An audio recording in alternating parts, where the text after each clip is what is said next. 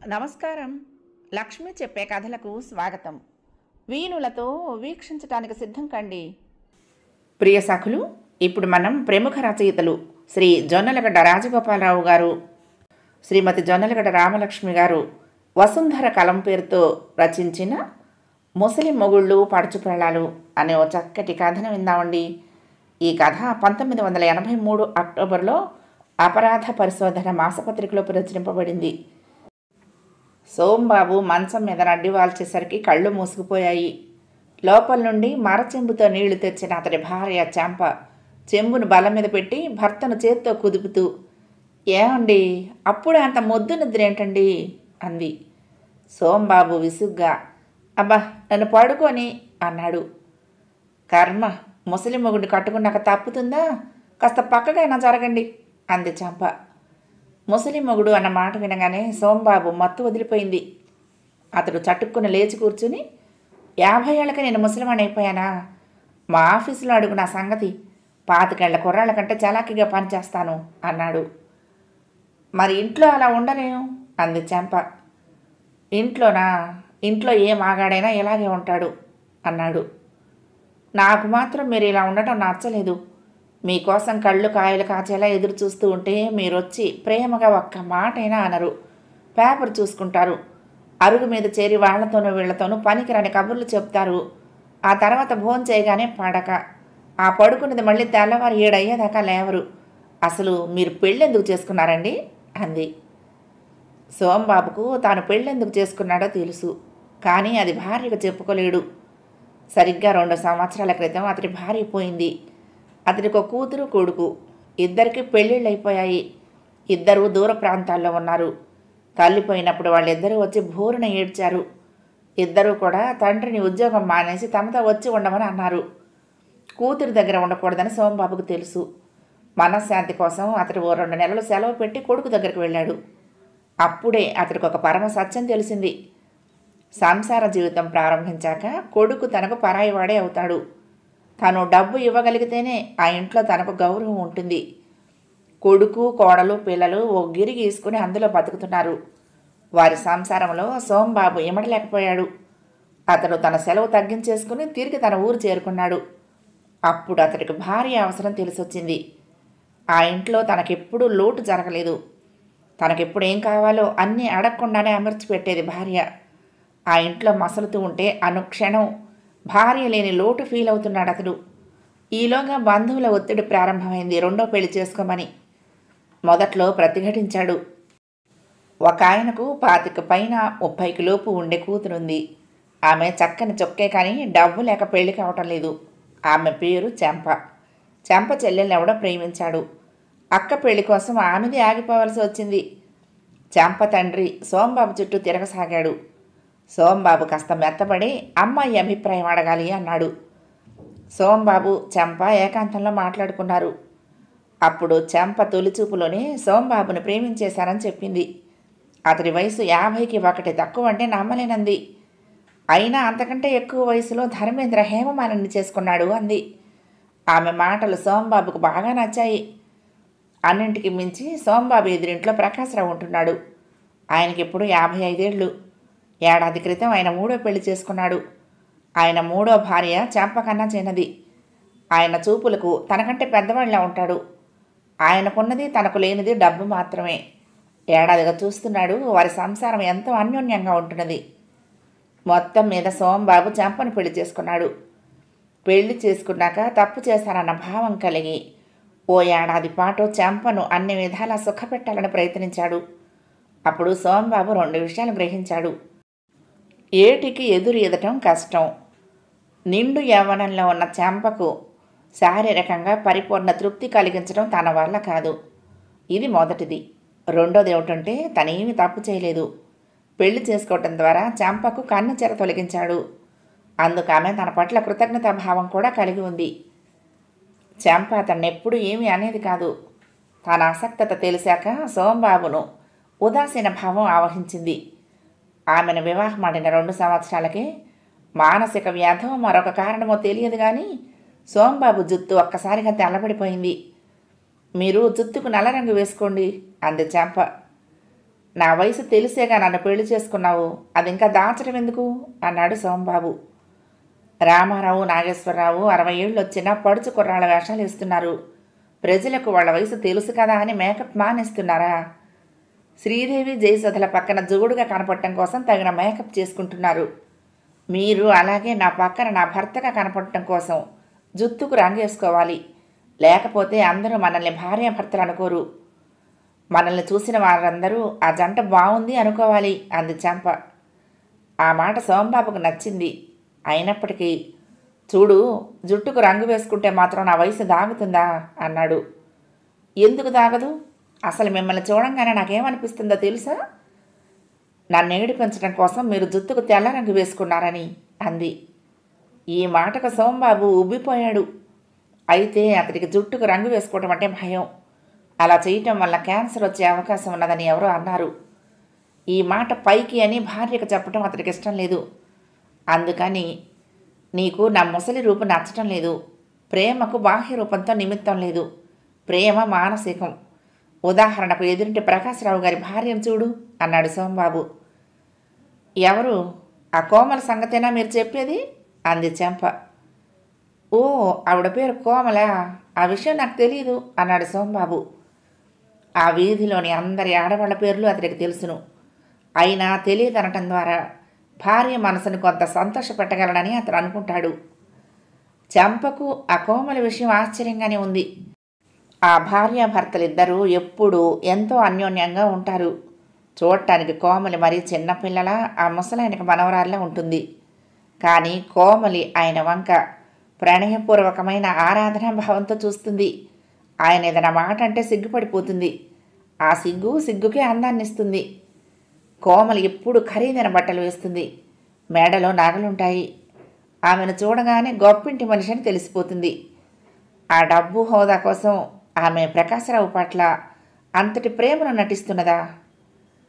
మనకు వాళ్ళ విషయం వద్దు, మీరు మాత్రం ముసలి మొగుళ్ళ ఉంటే నాకు నచ్చదు అంది చెంప. ఆమె ప్రోత్సాహం అతడి మీద ఎక్కువగా పనిచేసేది కాదు. కానీ ముసలి మొగుడంటే మాత్రం అతడు కాస్త ఊడుక్కుంటాడు. ఇప్పుడు చెంప, మీరెందుకు పెళ్లి చేసుకున్నారండి అని అడిగింది. అందుకు ఒక కొత్త జవాబు ఇవ్వాలనుకున్నాడు సోంబాబు. ఆ ప్రకాశరావు ఎందుకు చేసుకున్నాడో నేను అందుకే అన్నాడు. ఆమె భర్త వంక చురుగ్గా చూసి, దీనికి మాత్రం నేను ఒప్పుకోను. ఆ ప్రకాశరావుకు మీకు పోలిక లేదు అంది. సోంబాబు ఉలిక్కిపడి, ఎందుకని అన్నాడు. ఆయనకు డబ్బుంది, డబ్బుతో కొనలేదేముంది ఈ రోజుల్లో అంది. సోంబాబు చిరాగ్గా, డబ్బుతో ఏమైనా కొనొచ్చునేమో కానీ పోయిన యవ్వనాన్ని కొనలేడు కదా అన్నాడు. ఎందుకు కొనలేడు? ఆయన ఇప్పుడు అదే చేస్తున్నాడు. అంటే అన్నాడు సోంబాబు ఆశ్చర్యంగా. కొద్ది మాసాల్లో ప్రకాశరావు గారి రూపురేఖలు పూర్తిగా మారిపోతాయి. ఆయన 25 ఏళ్ల యువకుడిగా తయారవుతాడు. అందు గురించి ఆయన ₹1,00,000 వెచ్చిస్తున్నాడు. మీరు ఆ పని చేయగలరా అంది. ఏమిటి, 55 ఏళ్ల మనిషి 25 ఏళ్ల మనిషిగా మారటమా? ఇది నమ్మదగిన విషయమేనా అన్నాడు సోంబాబు. ఏమో, ఈ విషయం నాకు ఆ కోమలే చెప్పింది అంది చెంప. మీరేనా అంది కోమలి సిగ్గుపడుతూ. మరీ అంత బలంగా కౌగులించుకుంటే నా ఒళ్ళు హూనమైపోయింది అంది ఇంకా సిగ్గుపడుతూనే.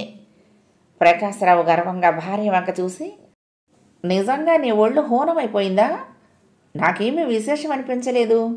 ఎప్పటిలాగా మామూలుగానే దగ్గరకు తీసుకున్నాను అంతే అన్నాడు. కోమలి ఆశ్చర్యంతో కళ్ళు రేపరేపలాడించింది. అయితే మరి మీ చేతుల్లోకి అంతటి బలం ఎలా వచ్చిందండి అంది. నిన్న రాత్రి ఆ మందు వేసుకున్నాను అన్నాడు. అయితే ఆ మందు పనిచేస్తున్నదన్నమాట అంది కోమలి. ప్రకాశరావు కళ్ళల్లో ఓ వింత మెరుపు మెరిసింది. కోమలి, ఓసారి అద్దం ఇలా పట్రా అన్నాడు. కోమలి వెంటనే లోపలికి వెళ్ళి అద్దం తెచ్చింది. ప్రకాశరావు తన మొహాన్ని అద్దంలో చూసుకుంటూ మళ్ళీ నిరుత్సాహపడ్డాడు. ఏమిటి కోమలి, నా మొహం నాకు ఎప్పటిలాగానే కనపడుతోంది అన్నాడు. కోమలి ఆయన వంకే చూస్తూ, అలా దిగులు పడతానేవ్వండి, ముందు శరీర బలం గురించి చూసుకోండి. సదానందం ఇంకా మీకు హార్మోన్ ట్రీట్మెంట్ ప్రారంభించలేదు కదా. మీ శరీరంలో భౌతిక మార్పులు అప్పుడే కదా కనపడతాయి అంది. ప్రకాశరావు ఎదురుగా బల్ల మీద ఉన్న ఆల్బం తీసి తెరిచి, నేను మళ్ళీ నిజంగా ఇలాగే అవుతానన్న నమ్మకం నాకు కలగటం లేదు అన్నాడు. కోమలి ఆయన్ని సమీపించి వెనక నుంచి ఆయన భుజాల మీదుగా చేతులు సాచి ఫోటోను చూస్తూ, ఇప్పటికీ మీరు నాకు అంత అందంగానే కనిపిస్తున్నారు. మీరెందుకు దిగులు పడతారో నాకు అర్థం కావటం లేదు అంది.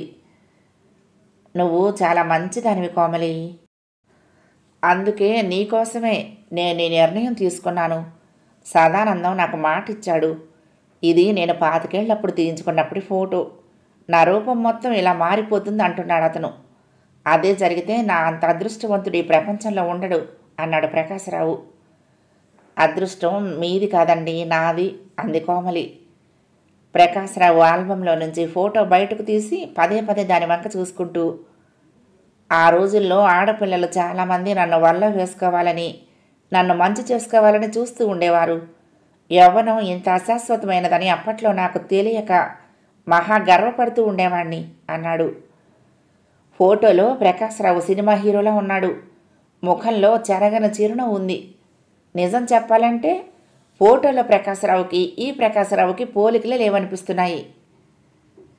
యవ్వనం అశాశ్వతమైనది కాదని సదానందం అంటున్నాడు. మనిషికి ఆయువును పొడిగించలేము, కానీ యవ్వనం పొడిగించడం అసాధ్యం కాదని అతను అంటున్నాడుగా. చూద్దాం ఏం జరుగుతుందో అంది కోమలి. ప్రకాశరావు ఫోటోను ఆల్బంను బల్ల మీద పెట్టి మళ్ళీ కోమలిని దగ్గరకు లాక్కున్నాడు. కోమలి విడిపించుకునేందుకు ప్రయత్నిస్తూ, ఇలా మీరు మీ బలాన్ని నా మీద ప్రదర్శించాలనుకుంటే మిమ్మల్ని నా మందు వేసుకొనివ్వను అంది. ప్రకాశరావు ఆశ్చర్యపోతూ ఒకసారి తన చేతుల వంక చూసుకున్నాడు. నిజంగా ఈ చేతులకి ఇప్పుడు ఇంత బలం వచ్చిందా అని మనసులో అనుకున్నాడు. నువ్వు చెప్పింది మా వారికి చెప్తే నమ్మలేదు కోమలి అంది చెంప. మీ వారికి ఈ విషయం చెప్పొద్దన్నానుగా, ఎందుకు చెప్పావు అంది కోమలి చిరుకోపంతో. అనుకుంటాం, కానీ రహస్యాలను భర్త నుంచి దాచటం ఆడదానికి వీలు కాదు. ఏదో ఒక క్షణంలో చెప్పాలనిపిస్తుంది.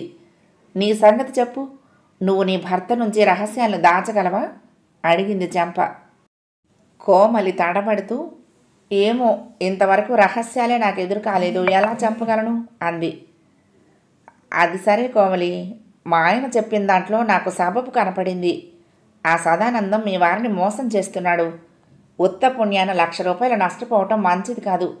ఎందుకైనా మంచిదని నిన్ను హెచ్చరిద్దామని వచ్చాను అంది చెంప. కోమలి నవ్వుతూ, ఆ సదానందం సంగతి తెలిస్తే నువ్వు ఈ మాట అనుండేదానివి కాదు అంది.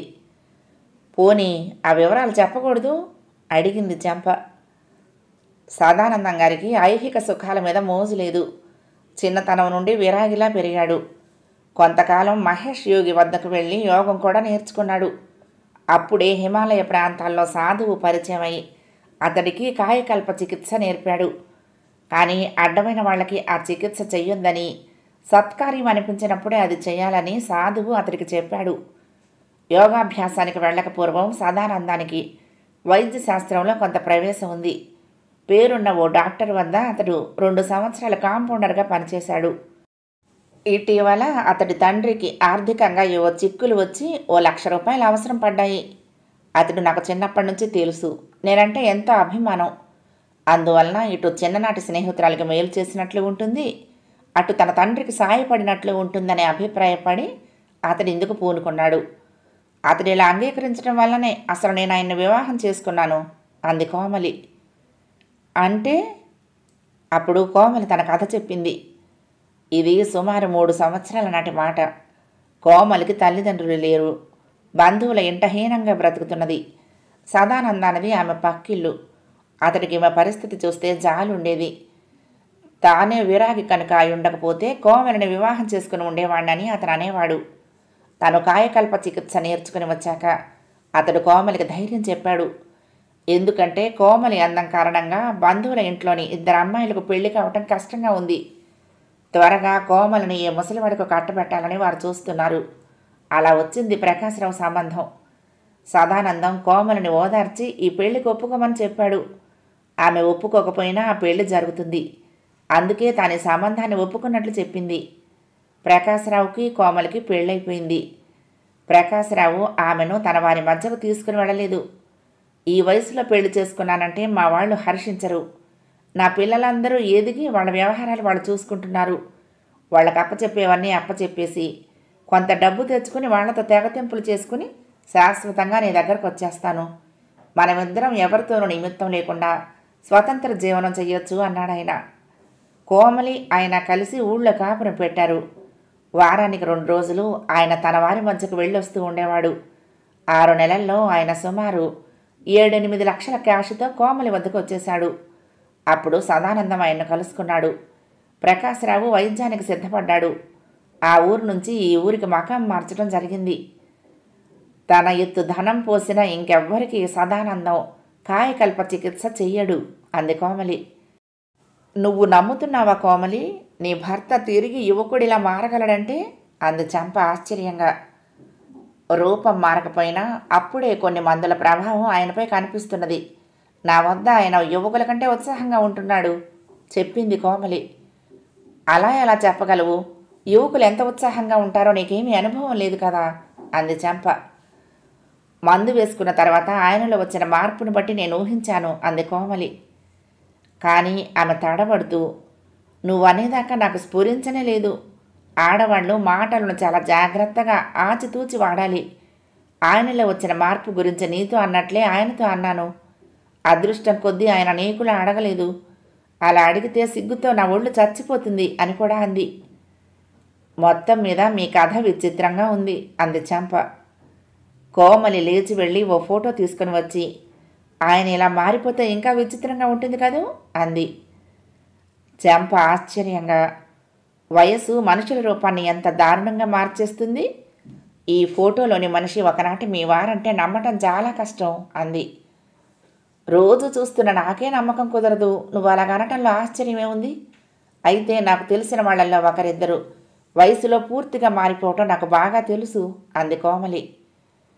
మీ ఆయనలో మార్పు తెచ్చిన మందు కాస్త నాకు కూడా ఇవ్వకూడదు? యువకుల ప్రవర్తన ఎలా ఉంటుందో తెలుసుకుంటాను అంది చంప. కోమలి ఓ క్షణం ఆలోచించి నెమ్మదిగా లోపలికి వెళ్ళింది. ఆ తర్వాత ఆమె గోళిక ఎంత మాత్రతో తిరిగి వచ్చింది. అది చంపకు ఇస్తూ, దీని ప్రభావం అమోఘమైనది. అయితే మీ వారి కోసం బలమైన ఆహారం తయారు చేసి ఉంచు. లేని పక్షంలో నీరసించిపోతాడు అంది కోమలి. బలమైన ఆహారం విషయంలో కూడా కోమలి సలహా తీసుకుంది చంప. ఆమె వెళ్ళేటప్పుడు, రేపు మళ్ళీ వచ్చి మరొక మాత్ర కావాలంటావు నువ్వు, నాకు తెలుసు. కానీ అది సాధ్యపడదు. ₹1,00,000 వైద్యంలోని ఓ భాగం ఇది. నీ మీద అభిమానం కొద్దీ ఈ మాత్ర ఇవ్వటమే నేను చేసిన తప్పు అని నేను అనుకోకూడదు. అందుకని ఇంకా అడక్కు అంది కోమలి. సాయంత్రం భర్త రాగానే ఆ విషయం అతడికి చెప్దామనుకుంది చంప. కానీ అంతలోనే ఆమె ఆలోచన మారిపోయింది.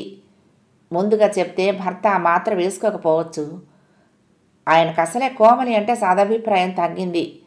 ముసలి భర్తను పడుచువాడిగా మార్చాలనుకోవడం పతివ్రత లక్షణం కాదుట. భర్త ఎలా ఉంటే అలాగే ప్రేమించి అతడు అలాగే ఉండాలని కోరుకోవాలంటాడు సోంబాబు. రెండవ కారణం ఏమిటంటే, అటువంటి మాత్ర ఒకటి వేసుకుంటున్నట్లు భర్తకు తెలియకూడదు. తెలిస్తే 2 విధాలు జరగచ్చు. ప్రకాశరావు మీద పనిచేసిన మందు తన మీద పనిచేయదా అని భర్త లేని శక్తిని ప్రదర్శించవచ్చును. అందుకని భర్తకు చెప్పకుండానే ఆ మందు ఇవ్వాలని నిర్ణయించుకుంది చంప. ఎన్నడూ లేనిది ఆమె భర్త కోసం ఆ రోజు సాయంత్రం ఉప్మా టిఫిన్ చేసింది. ఉప్మాలో జీడిపప్పు, వేరుశనగ గుళ్ళు కూడా వేసింది. కోమలి చెప్పిన విధంగా బాదం హల్వా చేసింది. ఆ తర్వాత భర్త కోసం ఎదురుచూస్తూ కూర్చున్నదామె. సోంబాబు మామూలుగా ఆఫీసు నుండి వచ్చి మామూలుగా లేని ఇంటి పరిస్థితి చూసి కాస్త కంగారు పడ్డాడు. ఇవన్నీ ఏమిటి అన్నాడు. మీకోసం ఉప్మా చేశాను, మొదటి ముద్ద నేనే తినిపిస్తాను అంది చంప. మొదటి ముద్దలో ఆమె కోమలి ఇచ్చిన మాత్రను ఉంచింది. ఇదంతా దేనికి దారితీస్తుందోనని భయపడుతూనే సోంబాబు ఉప్మా తిన్నాడు. ఆ పైన బాదం హల్వా పుచ్చుకున్నాడు. తర్వాత మామూలుగా పేపర్ తీశాడు. చెంప అతడేం చేస్తాడోనని ఓరకంట చూస్తున్నది.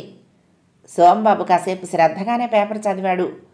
చదువుతూ మధ్యలో ఓసారి భార్య వంక చూశాడు.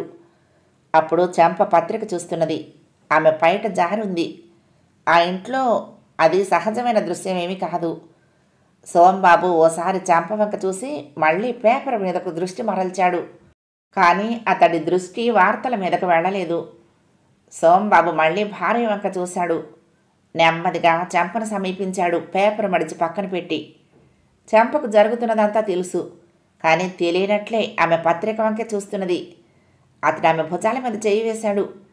ఉలిక్కి పడినట్లు లేచిందామె. అంతే, అంతవరకు తానెరుగని బిగి కౌగిలి. చెంప ఆశ్చర్యపోయింది. సోంబాబు కళ్ళల్లో కాంక్ష, చేతుల్లో బలం.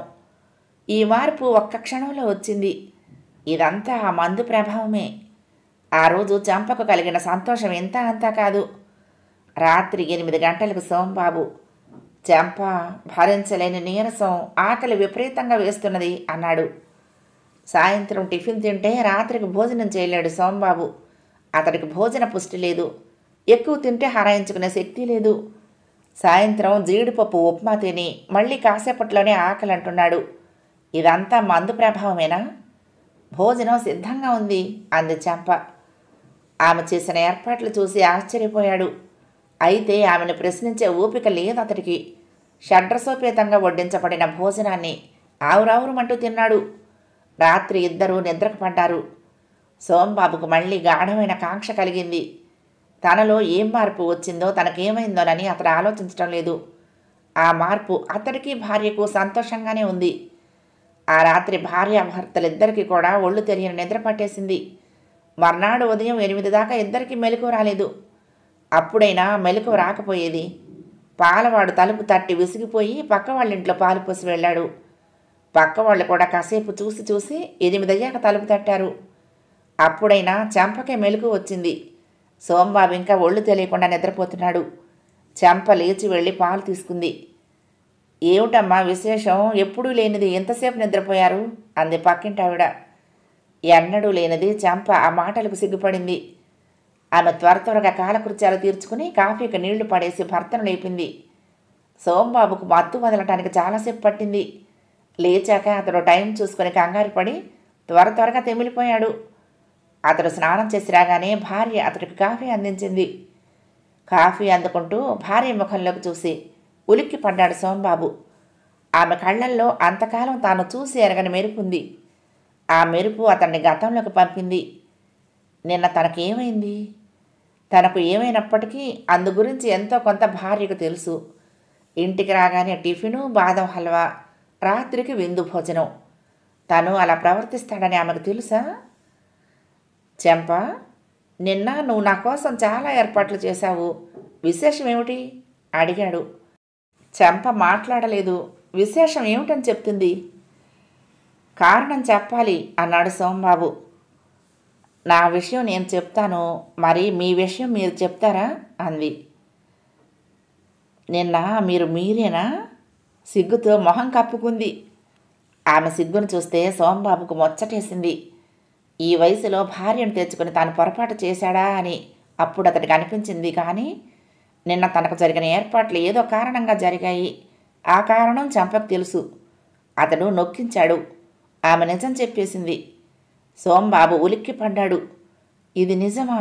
ఇది సాధ్యమా? డబ్బుతో పోయిన యవ్వనం దొరుకుతుందా? సోంబాబు భార్యను దగ్గరకు తీసుకుని, చెంప, నీకు చాలా చాలా థ్యాంక్స్. నేను ఓసారి ఆ సదానందంతో మాట్లాడాలనుకుంటున్నాను. ఆ మందులో ఇంత ప్రభావం ఉన్నదని తెలిసింది కాబట్టి నేను నా శక్తినంతా ధారపోసైనా ఎలాగలాగా అవసరమైన డబ్బు సంపాదిస్తాను. ఆ ప్రకాశరావు భార్యను అడిగి నాకు సదానందం చేత వైద్యం జరిగే ఏర్పాట్లు చేయించు అన్నాడు. ఈ విషయం నీ భర్తకెందుకు చెప్పావు అంది కోమలి చిరాగ్గా. ఆయనకు చెప్పకుండా ఎలా ఉండగలను అంది చెంప దీనంగా. చెబితే చెప్పావు కానీ సదానందం గురించి మీరు ఇంకేమీ ఆశలు పెట్టుకోకండి. నేను ముందే చెప్పాను, తన కాయకల్ప చికిత్స గురించి ప్రచారం జరగటానికి సదానందం ఒప్పుకోడు. అతడు ఆ విద్యను డబ్బు గడించడం కోసం నేర్చుకోలేదు. ఈయనకు వైద్యం చేశాక అతడు తిరిగి హిమాలయాలకు వెళ్ళిపోవాలనుకుంటున్నాడు అంది కోమలి. ఈ విషయంలో మా వారు చాలా పట్టుదలగా ఉన్నారు. ఎంత డబ్బైనా సాధించి తేగలనన్నారు. నువ్వు నాకు సహాయం చేయాలి కోమలి అంది చెంప దీనంగా. కోమలి మెత్తపడలేదు. కాయకల్ప చికిత్స గురించి తప్ప మరే విషయంలోనైనా అడిగితే తను సహాయపడగలనని చెప్పిందామె. పోనీ నిన్న నువ్వు ఇచ్చిన మాత్రలు మరికొన్ని ఇప్పించు అంది చెంప. ఆ మాత్రలు ఈ విధంగా మధ్యాంతరంగా వాడటం నీ భర్తకు ప్రాణ ప్రమాదం. మనిషి వారం రోజుల్లో పూర్తిగా నీరసించిపోతాడు. అయినా ఆ మాత్రలు నేను నీకు ఇవ్వలేను. నా భర్తకు ఎన్నో విధాల వైద్యం జరుగుతున్నది. అందులోని ఒక భాగం మాత్రమే ఈ మాత్రలు. అందువల్ల నువ్వు ఈ విషయం గురించి ఇక నన్ను అడక్కు. అది నీకు నాకు కూడా మంచిది కాదు అంది కోమలి. చెంప బాగా నిరుత్సాహపడింది. రేపటి నుంచి నువ్వు మా ఇంటికి కూడా రాకూడదు. ఎందుకంటే ఆయన ఇంకా బయటికి వెళ్ళరు. కాయకల్ప చికిత్సలో చివరి భాగం రేపటి నుంచే ప్రారంభం కానున్నది. ఆ తర్వాత 2 మాసాల్లో ఆ ఫోటోలో మనిషిలాగా అయిపోతారు అంది కోమలి. చెంప అదోలా కోమలి వంక చూసి, నీకు నీ భర్త ఇప్పట్లా ఉంటే నచ్చలేదా అని అడిగింది. ఎందుకు నచ్చలేదు? వివాహానికి ముందైతే అంత నచ్చలేదు. ఇప్పుడైనా మంచి మనసు తెలిసాక ఆయన కోసం నా ప్రాణాలైనా అర్పించే విధంగా ప్రేమిస్తున్నాను. అయితే మా జంట ఇలా ఉండటం ఆయనకే నచ్చలేదు. రూపం మార్పు విషయంలో పట్టుదల ఆయనదే అంది కోమలి. అదృష్టవంతురాలివి అంది చెంప. ఆ తర్వాత ఆమె అక్కడ ఎంతోసేపు ఉండలేదు. నిరుత్సాహంగా వెనక్కు తిరిగి వెళ్ళింది. ఆ వీధిలో చెంప వయసు వాళ్ళు చాలామంది ఉన్నారు. కానీ కోమలితో తప్ప ఆమెకు ఇంకెవరితోనూ స్నేహం లేదు. ఎందుకంటే ముసలి మొగుళ్ళున్నది వీరిద్దరికే. భర్త వచ్చే వరకు చెంప దిగాలుగా ఇంట్లో కూర్చుని ఉంది. జీవితంలో తానేమి పోగొట్టుకుందో ఆమెకిప్పుడు అర్థమైంది. శారీరక సౌఖ్యం స్త్రీకి మరీ అంత ముఖ్యం కాదు. సోంబాబు మానసికంగా కూడా ముసలివాడు. అతడు ఆమెను భార్యలా కాక కూతురులా చూస్తాడు. రోజు ఆప్యాయంగా పలకరించి చిలిపిగా 4 మాటలాడి తాను స్త్రీ అన్న విషయాన్ని మాటల్లో పదే పదే గుర్తు చేస్తూ అప్పుడప్పుడు కాస్త దగ్గరకు తీసుకుంటే చాలు. అసలు అతనికి ఆ ధ్యాసే ఉండదు. తన పనులు తను చేసుకుపోవటమే. శారీరకంగా అవసరం అనిపించినప్పుడు తప్ప అతడు భార్యను భార్యగా చూడలేడు.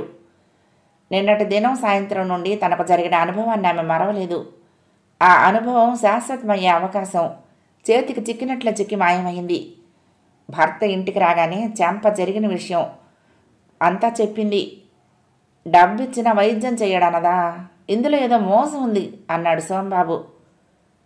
ఏముంది అడిగింది చెంప. ముందు నేను అనుకున్నాను ఆ ముసలాయన మన దగ్గర నుంచే డబ్బు కొంచటానికి ఏదో నాటకం ఆడుతున్నాడని. కాయకల్ప చికిత్స గురించి మనకేదో నమ్మకం పుట్టించి ఆ పైన మన దగ్గర నుంచి వైద్యం పేరు మీద డబ్బు లాగొచ్చని పథకం వేశాడు అనుకున్నాను. అయితే మనకు మనమే వెళ్ళి అడిగినా వైద్యం చేయనన్నాడు. ఏ వైద్యుడు అలా ప్రవర్తించడు. ఈ కాయకల్ప చికిత్సలో ఏదో విశేషం ఉంది. అది ప్రకాశరావుకు మాత్రమే ఎందుకు పరిమితం కావాలి అన్నాడు సోంబాబు. మీరు తీసుకున్న ఒక్క మాత్ర ఎలా పనిచేసిందో చూసి కూడా మీరు ఇంకా ఆ వైద్యాన్ని అనుమానిస్తున్నారా అంది చెంప. అవునవును, అది నిజమే అన్నాడు సోంబాబు. భార్యాభర్తలిద్దరూ ఆలోచనలో పడ్డారు. ఎంత ఆలోచించినా వాళ్ళకి ఈ విషయం అయి తలా తోక అందలేదు. ఒక వారం రోజులు చెంప కోమలి కలుసుకుని మాట్లాడుకోలేదు. అప్పుడప్పుడు చెంప ఎదురింటి వైపే చూస్తూ ఉండేది. కోమలి ఒక్కరోజు కూడా బయట కనపడలేదు. ఉండపట్టలేక ఒకరోజున చెంప కోమలి ఇంటికి వెళ్ళింది. తలుపులు ఓరవాకిలు వేసి ఉండటం వలన తట్టవలసిన అవసరం లేకపోయింది. చెంప ఇంట్లో ప్రవేశించింది. అలికిడేమీ వినిపించడం లేదు. ఆమె పక్క గదిలోకి వెళ్ళింది. అక్కడ అందమైన మంచం మీద ప్రకాశరావు. ఆయన మంచం మీద పడుకుని ఉన్నాడు. ప్రకాశరావును ఏదో దూరం నుంచి చూడటమే కానీ అంత దగ్గర నుండి చూడలేదామె. ప్రకాశరావు అలికిడికి కాబోలు చటుక్కున మూసి ఉన్న కళ్ళు తెరిచి ఎవరు అన్నాడు. కోమలి లేదా అండి అంది చెంప. ప్రకాశరావు ఆమెను గుర్తుపట్టాడు. నువ్వు ఎదురింటి ఆమెవు కాదు అన్నాడు. చటుక్కున లేచి కూర్చున్నాడు. అవునండి అంది చెంప వినయంగా. ఆమె కళ్ళు కోమలి కోసం వెతుకుతూనే ఆయన్ను గమనిస్తున్నాయి.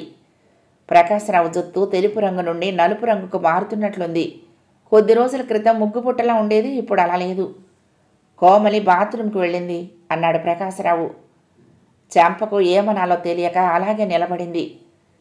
ఒక్కసారి ఇలా వస్తావా అమ్మా అన్నాడు ప్రకాశరావు. అప్రయత్నంగా చెంప ఆయన్ను సమీపించింది. అప్పుడు ప్రకాశరావు కంఠంలో ఆతృత ధ్వనించింది. నాకొక చిన్న ఉపకారం చేయాలి నువ్వు అన్నాడాయన. చెంప ఆశ్చర్యంగా నేనా అంది. అవును, నేను ఒక ఉత్తరం ఇస్తాను, అది పోస్ట్ చేసి పెట్టాలి. చెంప ఆశ్చర్యం ఇంకా పెరిగింది. ఆయన ఉత్తరం తను పోస్టు చేయటం ఏమిటి? కోమలి ఏం చేస్తుంది? అవకాశం వస్తే వివరాలు మళ్ళీ చెప్తాను. ఈ ఉత్తరం నేను పోస్టు చేయించినట్లు కోమలికి కూడా తెలియకూడదు. ఇది రాసి 4 రోజుల నుంచి ఎవరైనా దొరుకుతారా అని ఎదురు చూస్తున్నాను. మంచానికి ఉన్న రహస్యపు టరలో పెట్టాను అంటూ ప్రకాశరావు తలగడను తొలగించబోతూ ఉండగా దూరంగా అడుగుల చప్పుడు వినపడింది. ప్రకాశరావు కంగారుగా అదొస్తోంది, ఎలాగో దాన్ని మభ్యపెట్టి ఒక్కసారి నా దగ్గరకు వచ్చి ఆ ఉత్తరం తీసుకుని వెళ్ళి పోస్టు చేయాలమ్మా అని నెమ్మదిగా అనేటంతలో కోమలి ఆ గదిలోకి ప్రవేశించింది. కోమలి చెంపను చూస్తూనే ఆశ్చర్యపడి నువ్వా అంది. చెంప ఏమీ మాట్లాడలేదు. ఇద్దరూ పక్క హాల్లోకి వెళ్ళి చెరొక కుర్చీలోనూ కూర్చున్నారు. ఇక్కడికి రావద్దన్నానా, ఎందుకు వచ్చావు అంది కోమలి. నీతో కబుర్లు చెప్పడం అలవాటైపోయింది, ఉండబట్టలేక ఇలా వచ్చేశాను. తీరా చూస్తే గదిలో ఆయన ఉన్నారు. నా అడుగుల చప్పుడు విని పలకరించి నువ్వు బాత్రూంకి వెళ్ళావని ఇప్పుడే వస్తావని అన్నారు. అంతలో నువ్వు వచ్చావు అంది చంప. అంతేనా, ఆయన ఇంకేమీ మాట్లాడలేదా అంది కోమలి. ఎందుకు అలా అడిగావు అంది చంప. ఆయన మీద మందుల ప్రభావం విపరీతంగా ఉంది. ఇది సామాన్యమైన వైద్యం కాదు. ఆయన శరీర చర్యలన్నీ 25 ఏళ్లకు పైగా వెనక్కిపోతాయి. జుత్తు నల్లబడుతోంది, చర్మంలో ముడతలు పోతాయి, దంతాలు ఈళ్లలో బిగుసుకుంటాయి, ఎముకలు గట్టిపడతాయి, కండరాల చలాకీతనం పెరుగుతుంది, చూపు మెరుగవుతుంది.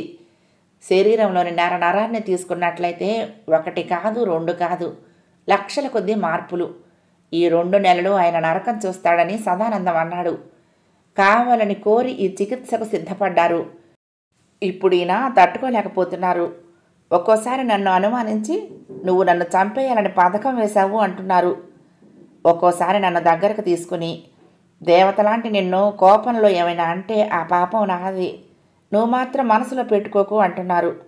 ఆయనతో వ్యవహారం నాకు చాలా ఇబ్బందిగా ఉంటున్నది. రోజులు భారంగా గడుస్తున్నాయి అంది కోమలి. ఆయన ఆస్తంతా నువ్వు కాజేస్తావని ఆయన అనుమానమేమో అంది చంప. ఆ అనుమానం ఉండటానికి వీల్లేదు, ఎందుకంటే ఆయన ఆ విషయంలో జాగ్రత్త తీసుకున్నారు అంది కోమలి నవ్వుతూ. డబ్బంతా ఆయన పేరు మీదనే ఉంది. బ్యాంకులో ఆయన తదనంతరం ఆస్తి ఆయన బిడ్డలకు చెందాలని నామినీగా తన పిల్లలనుంచారు. ఎటొచ్చి నేను నా జాగ్రత్త తీసుకున్నాను. ఆయన కాయకల్ప చికిత్సలో పడుచువాడిగా మారితే నన్ను నిర్లక్ష్యం చేయకూడదు, నాతోనే కాపురం చెయ్యాలి. నన్ను వదిలిపెడితే నాకు 4 లక్షలు చెల్లించుకోవాలి. ఆ విధంగా కాగితం రాసిచ్చారు. నాకు చెక్కు కూడా ఇచ్చారు. ఆ చెక్కుకు తేదీ వచ్చే సంవత్సరంలో ఉంది అంది కోమలి. ఇదంతా భలే తమాషాగా ఉంది అంది చంప. అవును, ఈ విషయాలు నువ్వెవరికి చెప్పకు, మాకే గొడవలు ఉండవు. కాయకల్ప చికిత్స జయప్రదమవుతుందని, మేమిద్దరము కలకాలం సుఖంగా కాపురం చేసుకుంటామని నేను నమ్ముతున్నాను. అందుకే అన్ని విషయాలు రహస్యంగా ఉంచుతున్నాను అంది కోమలి. ఉత్తరం విషయం చంప భర్తకు కూడా చెప్పలేదు. చెప్పటం వల్ల ప్రమాదం ఉంది. ప్రకాశరావు కాయకల్ప చికిత్స పొందుతున్నాడు. ఆయనలో శక్తి పెరుగుతున్నదని భార్య అంటున్నది. అటువంటప్పుడు ఆయనతో తను చనువుగా ఎలా మాట్లాడగలిగింది అని సోంబాబుకు అనుమానం వస్తుంది. తనకు సంబంధించినంత వరకు ఎలా ప్రవర్తించినా పరాయి మగబడి ప్రసక్తి వచ్చేసరికి మాత్రం ఎంత ముసలివాడైనా స్త్రీ పట్ల అసలైన భర్తలా ప్రవర్తించగలుగుతాడు. కానీ ఆ ఉత్తరం ఏమిటి, అందులో ఏముంది? అందులోని విశేషాలను రహస్యంగా ఉంచాలని ముసలాయన ఎందుకు అనుకున్నాడు? ఈ ప్రశ్నలు చంపను వేధిస్తున్నాయి. ఆ ఉత్తరం తన ద్వారా పోస్టు చేయించాలని ఆయన అనుకున్నాడు. తన మీద ఆయనకు ప్రత్యేకమైన ఆసక్తి ఏమీ లేదు. కోమలికి తెలియకుండా ఆ ఉత్తరం పోస్టు కావాలన్నది ఆయన ఆశయం. ఆయన ఆశయం నెరవేరిందా? చంప ఆ ఇంటికి వెళ్ళాలని అనుకునేది, కానీ కోమలికి భయపడేది. కోమలి సామాన్యమైన ఆడది కాదు, చూపులకు కనిపించేటంత అమాయకురాలు కాదు, చాలా తెలివైనది. తనను రావద్దని చెప్పింది. వెళ్తే ఒకసారి వెళ్ళింది చంప. గుమ్మంలోనే కోమలి ఎదురైంది. ఎందుకు వచ్చావు అన్నట్లు చూసిందామె. మీ ఇంట్లో పంచదార ఉందా? చెంపకు పంచదార అవసరం లేదు, ఆపద్ధర్మంగా అడిగింది. చూడు చంప, ఆడదాని ఒక్కర్తిని ఇంట్లో వ్యవహారాలన్నీ చూసుకోలేక చేస్తున్నాను. నా దురదృష్టం నేను అనుభవిస్తున్నాను. నీకు పంచదార అవసరమైతే నా ఇల్లే దొరికిందా? ఈ వైద్యం తంతు ముగిసే వరకు మా ఇంటికి రాకు, ఏమి ఆడకు, మా ఇంట్లో ఏమి ఉండవు అంది కోమలి. చంప చిన్నబుచ్చుకుంది. మళ్ళీ ఆమె ఇంటివైపు వెళ్ళలేదు. అయితే తన మనసులో బాధ మాత్రం ఉండిపోయింది. ప్రకాశరావు ఏదో ప్రమాదాన్ని శంకిస్తున్నాడు. అందుకే ఉత్తరం రాయాలనుకున్నాడు. ఆ ప్రమాదం ఏమిటో తనకు తెలియదు. కానీ ఆయన రాసిన ఉత్తరం ఆయన్ను ప్రమాదం నుండి రక్షించగలదు. ఆ విధంగా తాను అసహాయకుడికి సాయపడగలిగి ఉంటే ఎంతో తృప్తిగా ఉండేది. కానీ ఆయనతో పాటు తాను అసహాయురాలైపోయింది. అది చంపకు ఎంతో బాధగా ఉంది. ఆమె ఇంట్లోనే వెంకటేశ్వరుడి పటం ముందు నిలబడి, భగవంతుడా, ఆ ప్రకాశరావుకు సాయపడే అవకాశం నువ్వు నాకివ్వలేదు. కనీసం నువ్వైనా సాయపడు అని రోజుకొకసారైనా వేడుకునేది. తెల్లవారుజామున 5ంటికి తలుపు తట్టిన చప్పుడు కాగా సోంబాబు భార్యను తట్టి లేపాడు. అబ్బా, మీరు వెళ్ళండి అంది చంప మత్తుగా. నాకు కాళ్ళు కాస్త నొప్పిగా ఉన్నాయి, నువ్వు వెళ్ళి తలుపు తీద్దు. ఈ సమయంలో తలుపు తడుతున్నారంటే బహుశా ఏ టెలిగ్రామ్ అయినా అయి ఉండొచ్చు. టెలిగ్రామ్ విషయం తలుచుకుంటేనే నాకు కాళ్ళు చేతులు ఆడవు అన్నాడు సోంబాబు. విసుక్కుంటూనే చంప మంచం దిగింది. వెళ్ళి తలుపు తీసేసరికి ఎదురుగా కోమలి. చంపను చూస్తూనే ఒక్కసారి ఆమెను గట్టిగా కౌగిలించేసుకుంది. చంప ఉక్కిరి బిక్కిరవుతూ ఏం జరిగింది అంది. కాయకల్ప చికిత్స జయప్రదంగా ముగిసింది అంది కోమలి. ఏమిటి అంది చంప. ఆమె మత్తు పూర్తిగా వదిలిపోయింది. నిన్న రాత్రంతా నిద్రలేదు. సదానందం చెప్పాడు. దేవుడి మీద భారం వేసి ఈ మందు ఈ రాత్రి మీ ఆయన చేత తినిపించు. ఆయన శరీరం దీనికి తట్టుకుంటే ఏ సమస్య లేదు, తట్టుకోకపోతే మాత్రం కొత్త సమస్యలు వస్తాయి అన్నాడు. రాత్రంతా ఆయన నరకయాతన అనుభవించారు. ఆ బాధ చూడలేకపోయాను. ఇంత విషం ఉంటే తినిపించు, చచ్చిపోతాను అని కూడా అన్నారాయన. అర్ధరాత్రి 2 గంటలకు కాబోలు ఆయన నిద్రపోయారు. ఆ తర్వాత నాకు నిద్ర పట్టింది. సరిగ్గా 1 గంట క్రితం ఆయన నన్ను లేపారు. ఎలా ఉన్నారనుకున్నావు? ఆయనలో వచ్చిన మార్పు చెప్పలేను. బుజ్జి తువ్వాయిలా ఇల్లంతా పరుగులు పెట్టారు. తనను చూసుకుని తానే నమ్మలేకపోతున్నారు. సదానందాన్ని దేవుడని పొగిడేస్తున్నారు. అంతా నా అదృష్టం అన్నారు. ఈ సంతోషాన్ని నీతో పంచుకోవాలనుకున్నాను. కానీ ఆయన వదిలితేగా ఎలాగో మంచి మాటలాడి ఇలా వచ్చాను. ఈరోజు ఉదయం మీ దంపతులిద్దరూ మా ఇంటికి భోజనానికి రావాలి.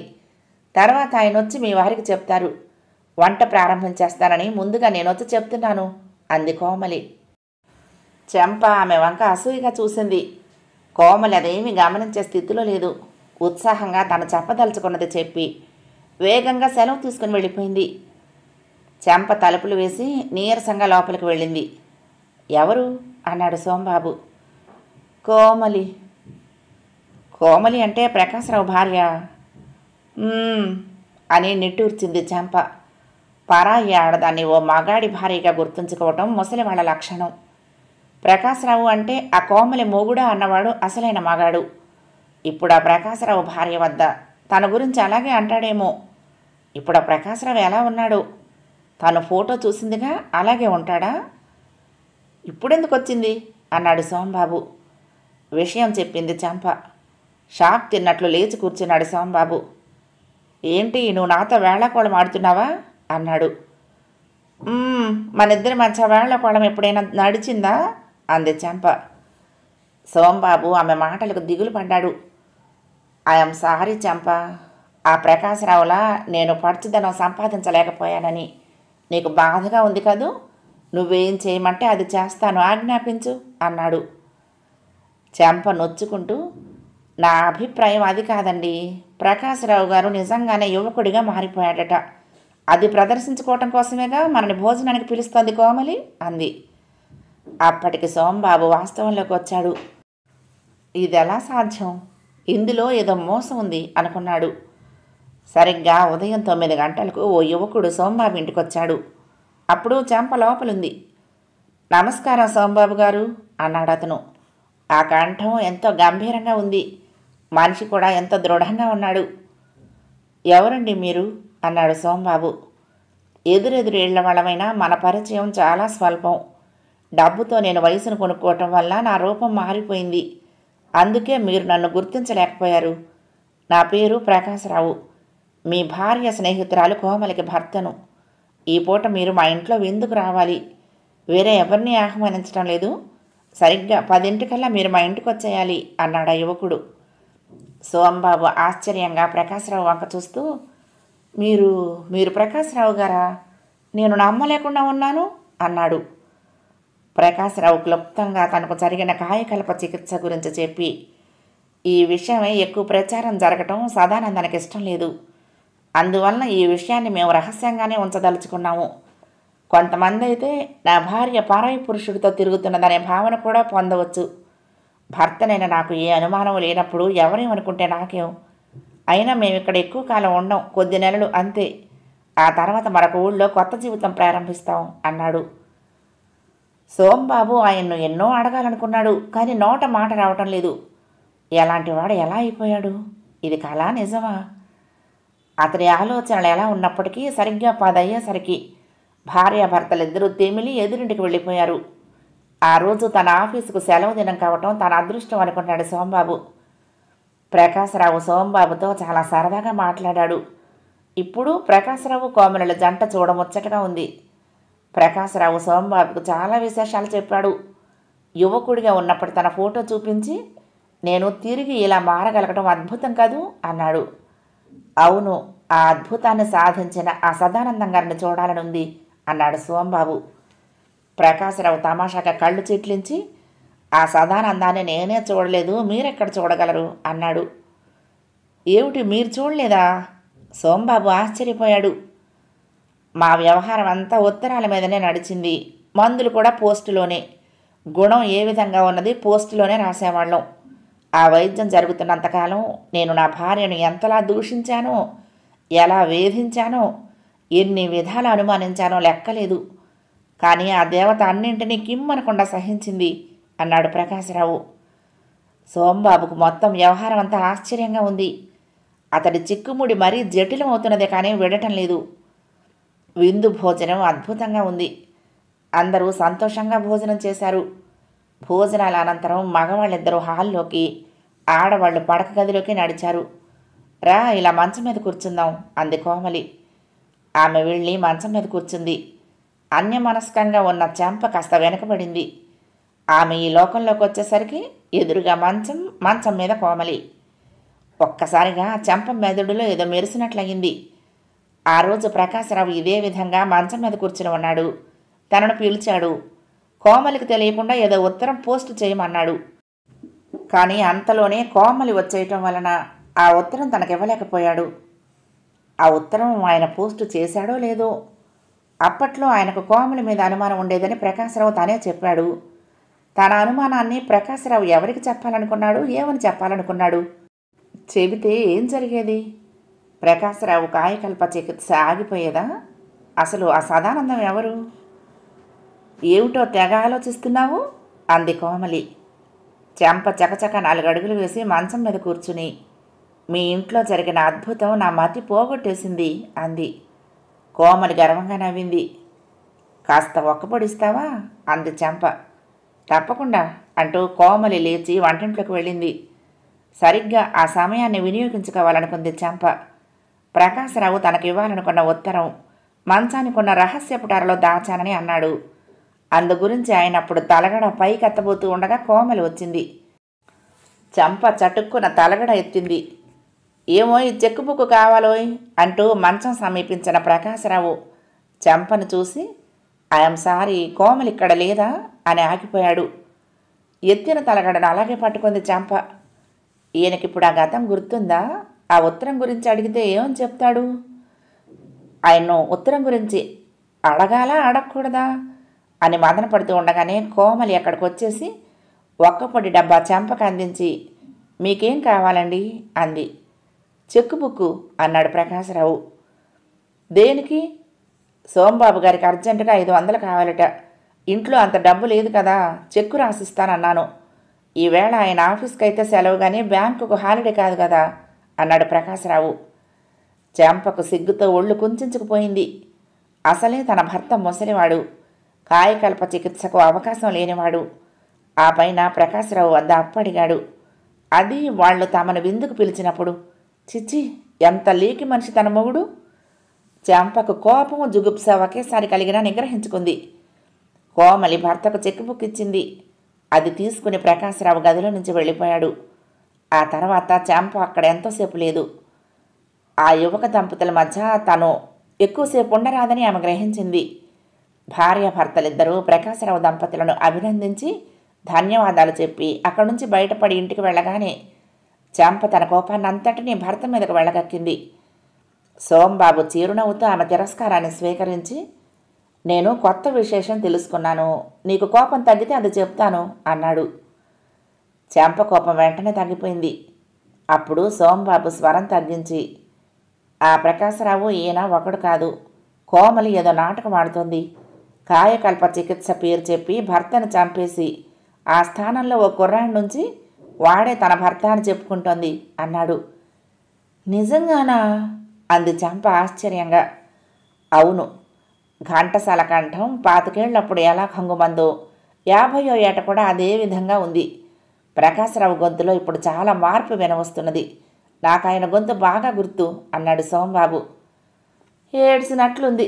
మా నాన్నగారి గొంతు 10 ఏళ్లలో పూర్తిగా మారిపోయింది. గొంతును బట్టి రూపాలను కాదనలేము అంది చంప.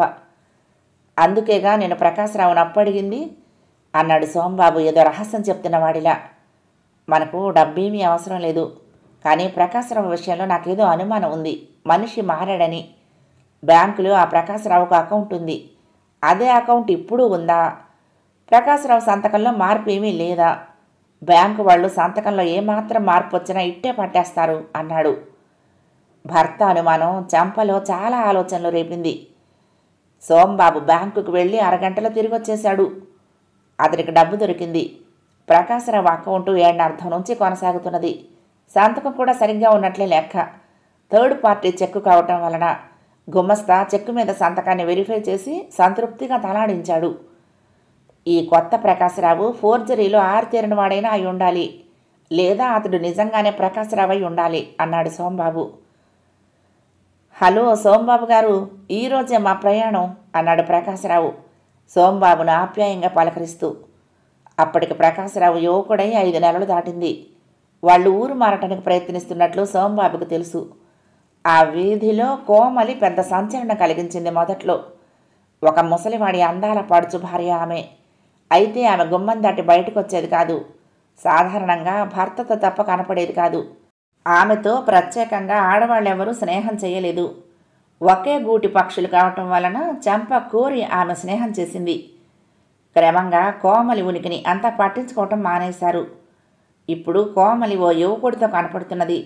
అతడు ఆమెకు భర్తను చెప్పుకుంటున్నది. ప్రకాశరావు కాయకల్ప చికిత్స వలన యువకుడిగా మారాడని చంప సాక్ష్యం ఇస్తున్నది. ఆమె సాక్ష్యాన్ని కొందరు ఎంతో హాస్యాస్పదంగా తీసుకున్నారంటే, ఒక పూట చంప ఒంటరిగా బజార్ నుంచి తిరిగొస్తూ ఉండగా ఓ యువకుడు ఎదురై, నన్ను గుర్తుపట్టలేదుటే చంప, నీ భర్తను, కాయకల్ప చికిత్సతో ఇలా మారిపోయాను, ఇంటికి పోదామా హోటల్కి పోదామా అని అడిగాడు. చెంప ప్రాణపడిపోయింది.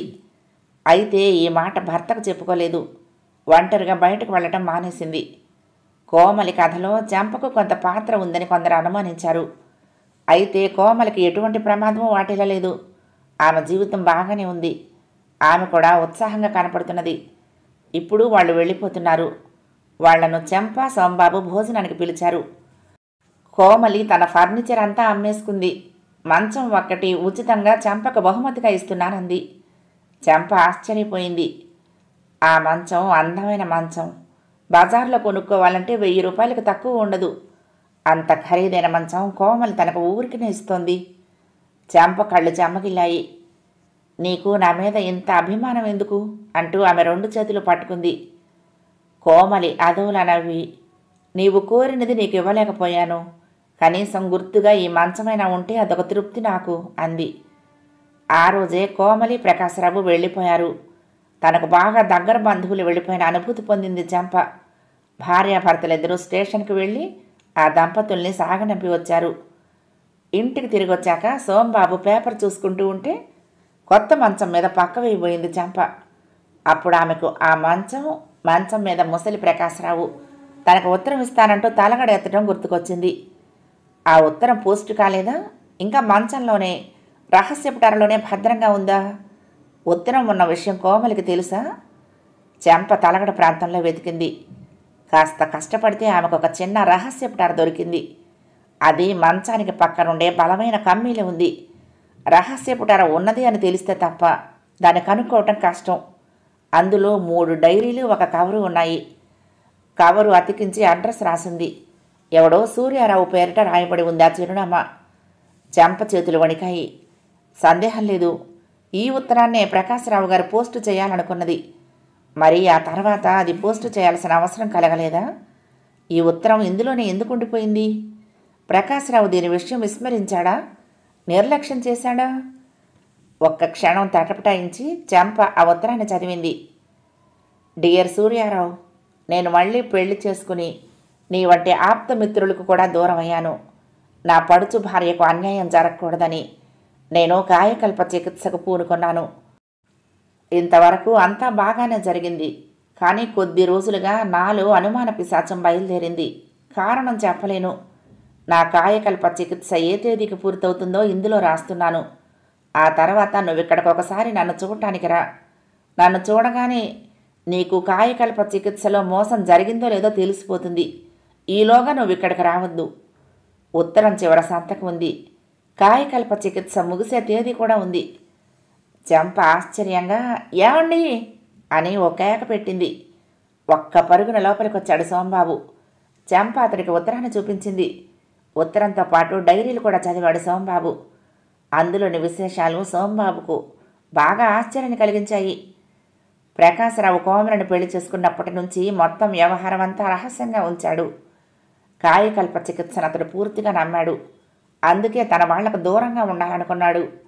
ఈ ఊరికి వచ్చాక అతడు ఎన్నడూ బ్యాంకుకు వెళ్ళలేదు. తన రూపం మారితే తర్వాత బ్యాంకు వాళ్ళు అనుమానిస్తారని అతడి భయం. అన్ని వ్యవహారాలు కోమలి స్వయంగా చేసేది. అకౌంట్స్ ఓపెన్ చేయటం దగ్గర నుంచి అతడన్నీ ఇంటి దగ్గర నుంచే చేశాడు. కాయకల్ప చికిత్స ప్రారంభమైన 2 రోజుల్లో అతనికి భార్య మీద అనుమానం ప్రారంభమైంది. తనకివ్వబడుతున్న మందు తాత్కాలికంగా మగవాణ్ణి రెచ్చగొట్టేదని, శక్తి లేని ముసలివాడు అలాంటి మందు మింగితే కాలక్రమేణా ప్రాణ ప్రమాదానికి గురవుతాడని అతడు అనుమానించాడు. అప్పుడు అతడి బుర్ర పనిచేసింది. అకౌంట్స్ తన పేరు మీద కాక, తన స్పెసిమన్ సిగ్నేచర్లో కాక, ఏ సదానందం పేరునో అతడి సంతకాలలో ఓపెన్ అయినవేమోనని అనుమానం కలిగింది. అప్పుడు అతడికి ఓ రోజు స్నేహితుడికి ఉత్తరం రాసి కోమలికి తెలియకుండా పోస్టు చేయించాలనుకున్నాడు. వీలు పడలేదు. ఆ కాయకల్ప చికిత్సను పరీక్షించడానికి ముందు నుంచి నేను ఒక ఉపాయం పన్నాను. అది బహుశా ఫలించవచ్చు అన్న వాక్యాలు డైరీల్లో చాలా తరచుగా వాడబడ్డాయి. ఆ ఉపాయం ఏమిటో రాయబడలేదు. ఉత్తరం రాసిన తేదీ తర్వాత నుంచి డైరీలో కూడా ఏమీ లేదు. ఆ కోమలి నరహంతకి కాయకల్ప చికిత్స పేరు చెప్పి భర్త ప్రాణాలు తీసి పరాయి మగాడితో లేచిపోయింది అన్నాడు సోంబాబు. ఇప్పుడేం చేస్తారు అంది చెంప. నేను ఆ సూర్యారావుని కలుసుకుని ఈ డైరీలో ఉత్తరం అందచేసి జరిగింది చెప్తాను అన్నాడు సోంబాబు. చెంప మనసులో చాలా బాధపడింది. కోమలి తనకు అభిమానంతో మంచాన్నిచ్చింది. అందులో తన ఉత్తరం చూసింది. కోమలి ఇచ్చిన మంచం ఆమెకే ప్రమాదకారిగా తయారవుతోంది. వద్దని భర్తకు చెప్పలేదు. ఓ కులటను క్షమించమని భర్తను కులస్త్రీ అడిగితే అది కులట కావటానికి మించిన నేరం. సోంబాబు సొంత డబ్బు ఖర్చు పెట్టుకుని సూర్యారావు ఇంటికి వెళ్ళాడు. సూర్యారావును చూడగానే అతడు ఆశ్చర్యపోయాడు. సూర్యారావు ఇప్పుడు యువకుడిగా మారిన ప్రకాశరావుకు ముసలి వేషం వేసినట్లున్నాడు. ఆయన సోంబాబు చెప్పిందంతా విని ఆఖరికి నేను చెప్పినట్లే జరిగింది. కాయకల్ప చికిత్స అంటే నిన్ను చంపేసి ఏ పడుచువాడో నీ యువక రూపాన్ని మాస్కుగా తయారు చేసి పెట్టుకుంటాడని వాడితో అన్నాను. అలాంటి మోసం జరగకుండా వాడికి నేను తప్పు ఫోటో చూపించాను. అప్పుడు వాడు కనీసం నాకులా చాలామణి కాలేడు అని వాడు తృప్తి పడ్డాడు అన్నాడు. అది నిజమే. వాడు మీరు చిన్నతనంలో ఎలా ఉండేవారో అలాంటి మాస్క్ ధరించి కొంతకాలం ప్రకాశరావు గారిగా చాలామణి అయిపోయాడు. దీన్ని బట్టి వాడు మోసగాడని తెలిసిపోతోంది. హంతకుడని కూడా అర్థమవుతోంది. మీరు వాడిని ఆ కోమలని కూడా పట్టించి నేరం రుజువు చేసి మీ స్నేహితుడి ఆత్మకు శాంతి కలిగించండి అన్నాడు సోంబాబు ఆవేశంగా. ఆ అమ్మాయి కోమలి ఇంతకు ఎందుకు సిద్ధపడిందంటావు? నా అభిప్రాయంలో హత్యల్ని మించిన నేరం ముసలి వయసులో పడుచు పిల్లను పెళ్లి చేసుకోవటం. అటువంటి ఘోరం చేసిన వాడికి అలాంటి శాస్త్రం జరగాలి. మీరేమీ బాధపడకండి అంటూ సోంబాబు ఎదురుగానే ఆ సమాచారాన్ని తగలబెట్టాడు సూర్యారావు. సోంబాబు వెనక్కు తిరిగి వెళ్ళాడు. కానీ భార్యకు సూర్యారావు అన్న మాటలు చెప్పలేదు. కథ సమాప్తం. ప్రియ సఖులు, ఈ కథ మీకు నచ్చితే తప్పకుండా లైక్ చేయండి, షేర్ చేయండి, కామెంట్ చేయండి, సబ్స్క్రైబ్ చేసుకుని నన్ను ఎంకరేజ్ చేయండి. ఉంటానండి. ప్రేమతో లక్ష్మి, కృష్ణాతీరం దుర్గమ్మ సన్నిధానం. నమస్తే.